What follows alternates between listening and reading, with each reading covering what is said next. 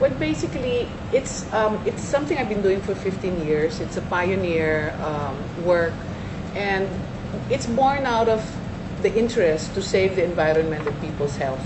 Because I see that more and more societies and even our harmony with nature is really seriously affected. We just saw the result of that with the two last typhoons. And you know, I don't want to be like a voice of doom. It's really a voice of hope, organic, because that is the solution. Everything else people are talking about, you know, are damage controls or what I call Band-Aid. It will help for a while, but what is a long-lasting solution is to simply go organic. So MOMS, which is the short acronym of my company, answers, for me, is answering that need, setting up markets, making sure that the organic farmers have a marketing outlet, and then also making sure that people change their diets, because in changing their diet and then in changing their lifestyle, that greatly contributes to the change that we need to do for the planet.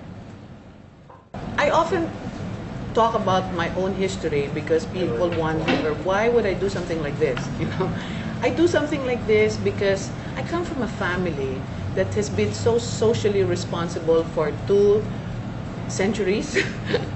And having come from that background and that kind of rearing up, you know, hearing things about how one grandfather did this, one grandmother did that, and my own mother did many more things, it was really hard for me. In the beginning, I tried to rebel and have my own, you know, way, but I saw that that was the way. I had to be socially responsible because there are so few people now that want to take the lead in anything. Most times because of fear or unknown of change or unwilling to be criticized. Because you know, when you lead something, criticism is often there too. and you know, in our society we call it talangka. And we make jokes about it, but you know, when it's happening to any given person, whether it's true or not, it's always difficult. It's always unpleasant. But you have to have a certain sort of commitment or strength, personal strength. And you know, my family never fought easy battles. So considering that and having that as a background, it was easy for me to choose this. You know, when I look back, I realized that it was a path set out for me, and I am committed to that because I'm passionate about life. I'm passionate about, you know, the future, because I have 3 sons, and as a parent, and as most parents, we want a better life for them. But the truth is, it is not a better life for them right now.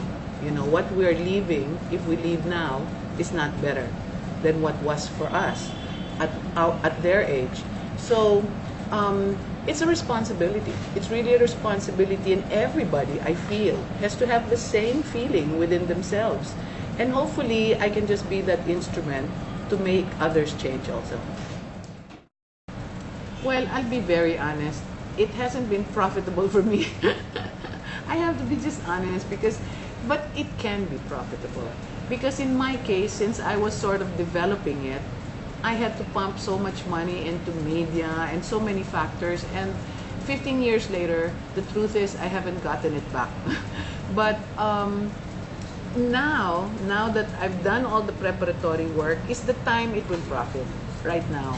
So people who are farming or want to go into farming or have money to buy a farm, they should go into it. One, they should not think of it as just purely profit, because they should also consider that their own source of food would be that. And we should all think about having our own source of food, because times may get harder and we may have to go in that direction.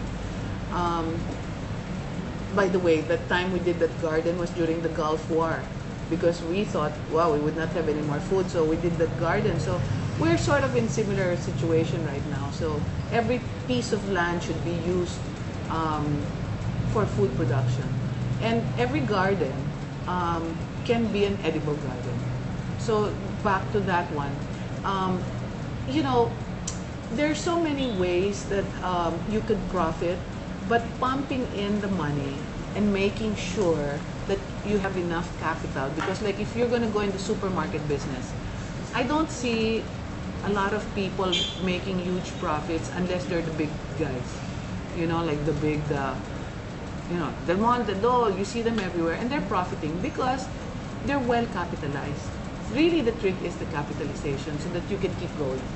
So I would highly advise it because right now, the world over, people are talking of organic and wanting to eat organic. So the demand is only getting more. Well, I've been traveling the country and talking to groups, and I'm happy there are so many more groups, like, you know, like the whole province of Negros has declared itself organic for the last 3 years. The whole province of Tarlac, I was just there about a month ago, declares itself from the provincial level na, the governor and all, declares themselves natural. So all these declarations are great. And I see that they have actions to follow it naman, because you know you can make declarations pero wala naman.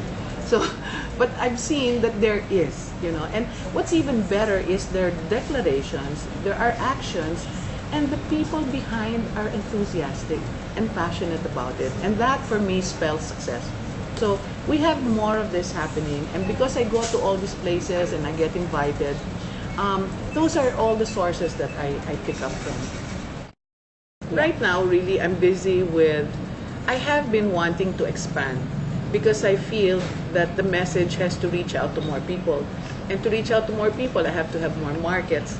So, you know, I'm always a dreamer and I always have big dreams. And I really want to expand to have more markets in every, say, barangay or maybe even just every city.